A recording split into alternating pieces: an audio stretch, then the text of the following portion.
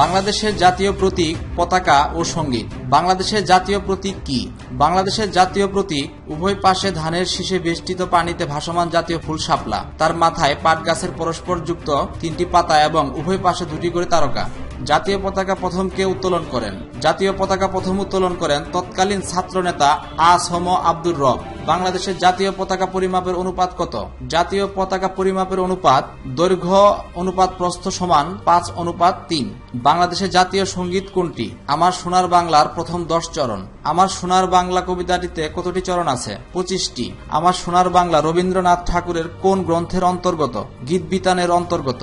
আমার সোনার বাংলার সুরকার কে? রবীন্দ্রনাথ ঠাকুর। আমার সোনার বাংলা প্রথম প্রকাশিত হয় কোন পত্রিকায়? বঙ্গদর্শন পত্রিকায়। আমার সোনার বাংলা প্রথম প্রকাশিত হয় কোন সালে? 1905 সালে। বাংলাদেশের রণসঙ্গীত কোনটি? বাংলাদেশের রণসঙ্গীত চল চল চল কবিতার প্রথম 2 স্তবক।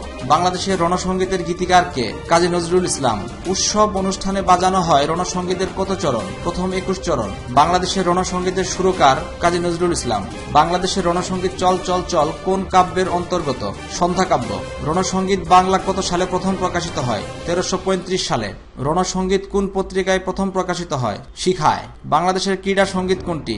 সেলিনা রহমান রচিত বাংলাদেশের দুরন্ত সন্তান আমরা দুর্দম দুর্জয় নামক গানটি।